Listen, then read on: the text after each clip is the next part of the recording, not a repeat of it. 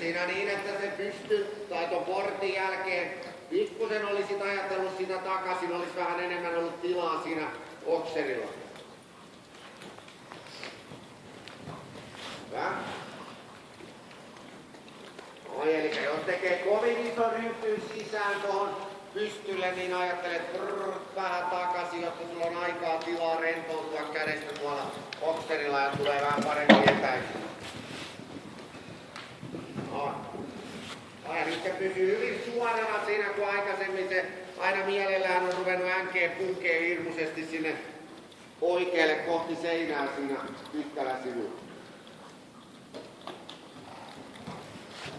No.